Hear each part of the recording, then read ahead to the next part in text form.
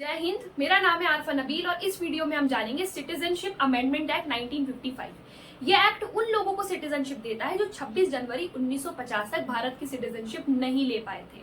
26 जनवरी 1950 तक भारत के सिटीजन कौन होंगे ये हमने पढ़ा था आर्टिकल 5 से 11 में, जो हमारे कॉन्स्टिट्यूशन के पार्ट 2 में दिया हुआ है। और हमारा कॉन्स्टिट्यूशन बहुत लिमिटेड बात करता है सिटीजनशिप को लेकर, जो हमने आर्टिकल 5 से 11 में पिछली वीडियो में पढ़ा था। एक छोटा सा रिकैप हम इसका ले लेते हैं। सबसे पहले बात करते हैं आर्टिकल 5 कॉन्स्टिट्यूशन का, जो ये कहता है कि जिन लोगों का डोमिसाइल इंडिया है, मतलब जिनका एक परमानेंट रेसिडेंस इंडिया में था, वो इंडिया की सिटीजनशिप उनको मिल जाएगी। आर्टिकल 6 ये कहता है कि जो लोग पाकिस्तान से इंडिया आए उनको भी सिटीजनशिप मिल जाएगी। आर्टिकल 7 बात करता है उन लोगों के सिटीजनशिप की जो इंडिया से पाकिस्तान गए और फिर दोबारा पाकिस्तान से वापस इंडिया आए, उन लोगों की सिटीजनशिप की बात करता है।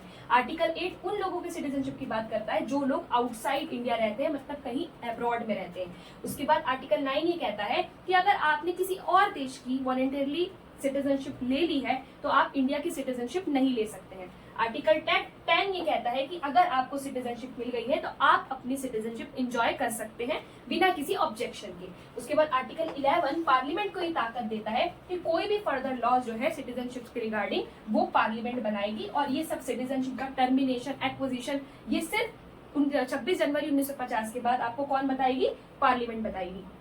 तो इसका पूरा फुल वीडियो आप मेरी पिछली वीडियो में देख सकते हैं। अब हम बात करते हैं सिटीजनशिप अमेंडमेंट एक्ट 1955 की। तो आर्टिकल 5 से 11 हम देखते हैं कि 26 जनवरी 1950 तक ही सिटीजनशिप देने की बात करता है। अगर बात करें आज अगर किसी को इंडियन सिटीजनशिप चाहिए तो उसके लिए 5 तरीके सिटीजनशिप अमेंडमेंट एक्ट बताता है। सबसे पहला है बाय बर्थ, दूसरा है बाय डेसेंट, तीसरा है बाय रजिस्ट्रेशन, चौथा है बाय नेचुरलाइजेशन और पांचवा है इनकॉर्पोरेशन ऑफ इंडियन टेरिटरी। सबसे पहले बात करते हैं बाय बर्थ की। बाय बर्थ मतलब जब इंडिया में सिर्फ आपको पैदा होना है और आपको इंडियन सिटीजनशिप मिल जाएगी। ये चीज चली 26 जनवरी 1950 के बाद जो बच्चे इंडिया में पैदा हुए, और 1 जुलाई 1987 से पहले जो बच्चे पैदा हुए वो इंडियन सिटीजन बन जाएंगे। चाहे तो उनके जो पेरेंट्स हैं वो इंडियन सिटीजन ना हो तो भी वो बच्चे अगर इंडिया में पैदा हुए हैं इस डेट से पहले तो वो इंडियन सिटीजन कहलाएंगे। तो ये बहुत गलत बात थी। ऐसे तो कोई भी बच्चा जो है वो इंडियन सिटीजन बन सकता था। तो फिर इसमें चेंज हुआ। 1986 में एक अमेंडमेंट एक्ट आया जिसके अंदर अमेंडमेंट हुई। अब ये बात हुई कि 1 जुलाई 1987 के बाद जो बच्चे पैदा होंगे और वही पर्सन इंडियन सिटीजन बन सकता है, या तो वो इंडिया में बॉर्न हुआ हो प्लस उसका कोई एक पेरेंट जो हो वो इंडियन होना चाहिए। उसके बाद 2003 में एक और अमेंडमेंट हुई जिसके बाद हम देखते हैं कि 3 दिसंबर 2004 के बाद वही इंडियन सिटीजन कहलाएंगे, या तो उनके दोनों पेरेंट्स या फिर उनका एक पेरेंट, और जो दूसरा पेरेंट है वो इलीगल माइग्रेंट ना हो। इलीगल माइग्रेंट का मतलब है कि किसी भी तरीके से अवैध तरीके से वो इंडिया में एंटर ना करा हो। उसके बाद पूरे ऑथोराइज्ड डॉक्यूमेंट्स हो, वो एक लीगल सिटीजन हो इंडिया का, इलीगल माइग्रेंट ना हो। तो ये 3 तरीकों से हम देखते हैं कि चेंज आया और बाय बर्थ आपको इंडियन सिटीजनशिप मिल सकती है। दूसरा तरीका है बाय डेसेंट, मतलब जब आपको वंश से नागरिकता मिले। तो यहाँ पर हम ये देखते हैं कि अगर कोई भी बच्चा आउटसाइड इंडिया पैदा हो रहा है, इंडिया के बाहर पैदा हो रहा है, तो उसको इंडियन सिटीजनशिप मिल जाएगी अगर वो बच्चा आफ्टर 26 जनवरी 1950 के बाद, मतलब 26 जनवरी 1950 के बाद अगर कोई बच्चा इंडिया के बाहर पैदा होता है तो उनको इंडियन सिटीजनशिप मिल जाएगी अगर उसके फादर इंडियन है तो फादर का इंडियन होना बहुत ज्यादा जरूरी है। जो बच्चे 26 जनवरी 1950 के बाद आउटसाइड इंडिया पैदा हो रहे हैं। उसके बाद ये बात चलती है सिर्फ और सिर्फ कब तक? 10 दिसंबर 1992 तक, क्योंकि 10 दिसंबर 1992 को एक अमेंडमेंट होता है और उस अमेंडमेंट में ये कहा जाता है कि जो बच्चे आउटसाइड इंडिया पैदा हो रहे हैं अब उनका कोई भी पेरेंट अगर इंडियन है तो उनको इंडियन सिटीजनशिप मिल जाएगी। यहाँ पर हम देखते हैं कि 1992 से पहले क्या था?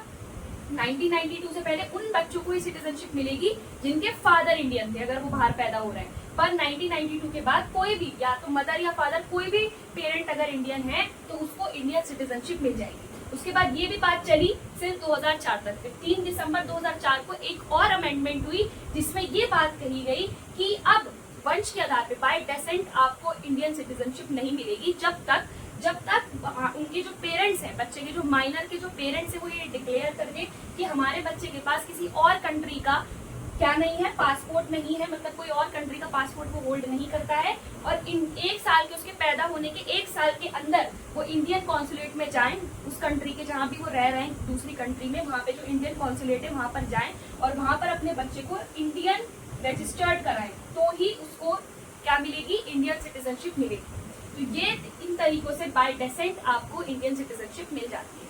नेक्स्ट कैटेगरी है बाय रजिस्ट्रेशन। बाय रजिस्ट्रेशन उन लोगों को सिटीजनशिप देने की बात करता है जो पर्सन ऑफ इंडियन ओरिजिन है। पर्सन ऑफ इंडियन ओरिजिन का मतलब है कि कोई भी ऐसा foreign citizen except Pakistan, Bangladesh, Sri Lanka, Nepal and Afghanistan, इन पर्टिकुलर कंट्रीज को छोड़कर कोई भी ऐसा इंसान जिसने कभी भी इंडियन पासपोर्ट होल्ड किया हो, कभी भी, या फिर वो अनडिवाइडेड इंडिया में पैदा हुआ हो, या उसके पेरेंट्स या उसके ग्रैंड पेरेंट्स अनडिवाइडेड इंडिया में पैदा हुए हो, या फिर वो किसी ऐसी टेरिटरी में पैदा हुआ हो जो 15 अगस्त 1947 के बाद इंडिया का पार्ट बनी हो, तो हम देखते हैं उसको इंडियन सिटीजनशिप मिल जाएगी और वो पर्सन ऑफ इंडियन ओरिजिन कहलाएगा। तो पर्सन ऑफ इंडियन ओरिजिन को एक एप्लीकेशन देनी पड़ेगी सेंट्रल गवर्नमेंट को कि मैं इंडियन सिटीजनशिप चाहता हूँ, उसको इंडियन सिटीजनशिप मिल जाएगी। ये कुछ कंडीशंस है। पहली, अगर कोई भी इंसान जो पर्सन ऑफ इंडियन ओरिजिन है वो 7 साल तक इंडिया में रहे तो उसको इंडियन सिटीजनशिप मिल जाएगी। उसके बाद कोई भी ऐसा पर्सन जो इंडियन सिटीजन से शादी कर लेता है तो हम देखते हैं उसको 7 साल तक इंडिया में रहना पड़ेगा। उसके बाद वो एक एप्लीकेशन दे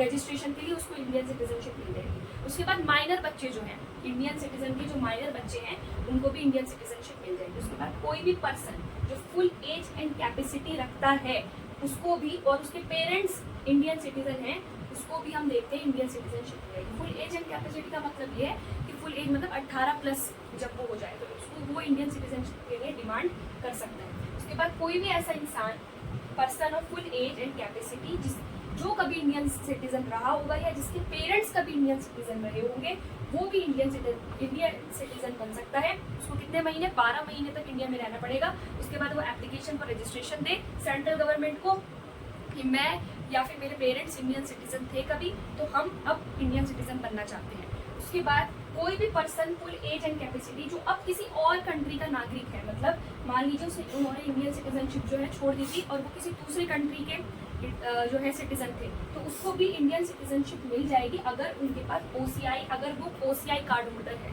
मतलब अगर वो OCI कार्ड होल्डर है तो हम ये देखते हैं 5 साल से अगर OCI कार्ड होल्डर है तो उनको सिर्फ और सिर्फ 1 साल तक इंडिया में रहना पड़ेगा, उनको दोबारा इंडियन सिटीजनशिप मिल जाएगी। और मान लीजिए कि अगर उनके पास OCI का कार्ड नहीं है तो उनको कितने साल तक रहना पड़ेगा, 7 इयर्स तक उनको रहना पड़ेगा इंडिया के अंदर।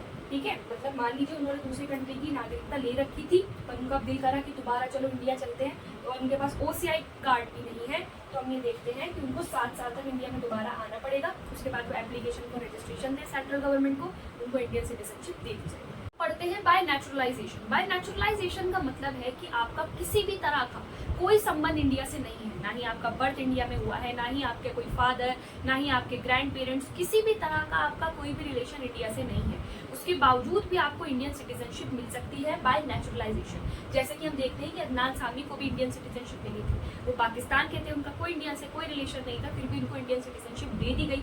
क्यों, वो अभी हम देखते हैं। तो यहाँ पर हम कुछ कंडीशंस देखते हैं। सबसे पहले तो उनका कोई भी क्रिमिनल रिकॉर्ड नहीं होना चाहिए।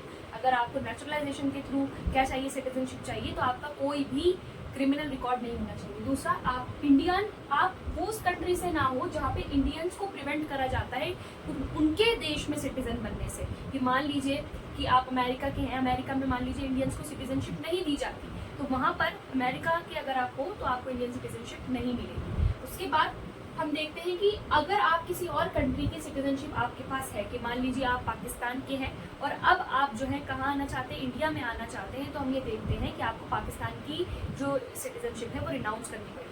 उसके बाद रिसाइडिंग इंडिया, आपको इंडिया में रहना पड़ेगा या फिर आपको गवर्नमेंट ऑफ इंडिया की कोई भी सर्विस में रहना पड़ेगा एप्लीकेशन के 12 महीने पहले से। मतलब एप्लीकेशन दे, मान लीजिए मुझे आज एप्लीकेशन देनी है तो मैं पिछले 12 महीने से या तो इंडिया में रहूँ या फिर इंडिया की गवर्नमेंट ऑफ इंडिया सर्विस में रहूँ। उसके बाद एप्लीकेशन के 12 मंथ पहले क्या करना है, हमें इंडिया में रहना है, और 12 मंथ पहले से भी 14 साल पहले या तो हमें इंडिया में रहना है या फिर गवर्नमेंट ऑफ इंडिया की सर्विस में रहना है। मतलब बेसिकली अगर हम टोटली बताएं तो टोटली तो आपको कितने साल रहना है, 11 साल तक रहना ही रहना है, तभी आपको नेचुरलाइजेशन के थ्रू क्या मिलेगी, इंडियन सिटीजनशिप मिलेगी।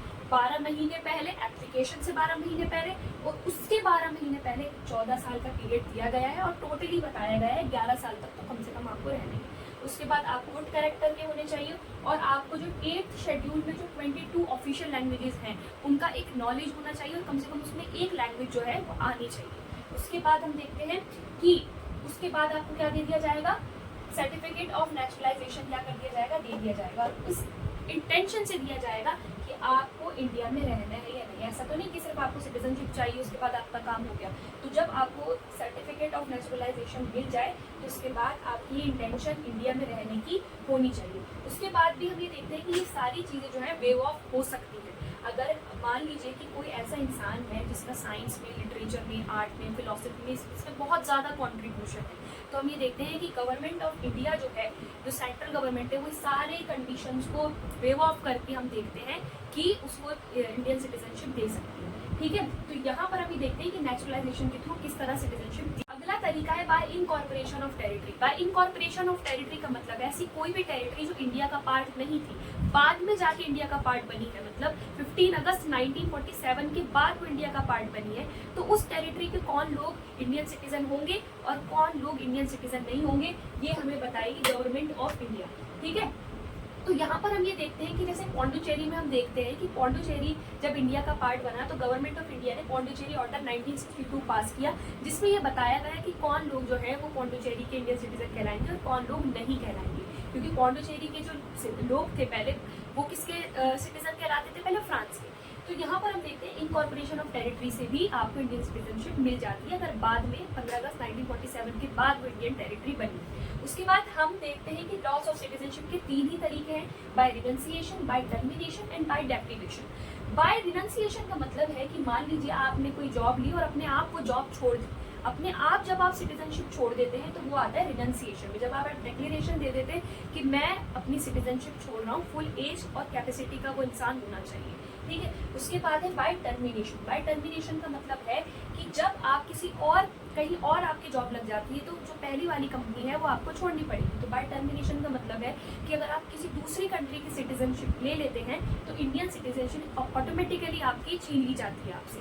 उसके बाद है बाय डेप्रिवेशन। बाय डेप्रिवेशन मतलब जब आपको डिप्राइव कर दिया जाए, जब आपसे खुद आपकी सिटीजनशिप जो है ले ली जाए, जब गवर्नमेंट ऑफ इंडिया जो है आपकी सिटीजनशिप ले लेती है आपसे, तो वो कहलाता है डेप्रिवेशन। तो डेप्रिवेशन के किन मामलों में डेप्रिवेशन हो सकता है वो देखते हैं। तो सबसे पहले आपने इंडियन सिटीजनशिप किससे ली हो, फ्रॉड से ली हो, मतलब जब आपके पास कोई भी लीगल डॉक्यूमेंट्स ना हो सिटीजनशिप के, आपने फ्रॉड से इंडियन सिटीजनशिप ली थी। दूसरा है डिसलॉयलिटी दिखाई हो आपने कॉन्स्टिट्यूशन के, आप कॉन्स्टिट्यूशन के प्रोविजंस को ना मानते हो, आप कॉन्स्टिट्यूशन को ना मानते हो, आपने एनिमी कंट्री से या वॉर के दौरान एनिमी कंट्री से किसी भी तरह की बातचीत करी है।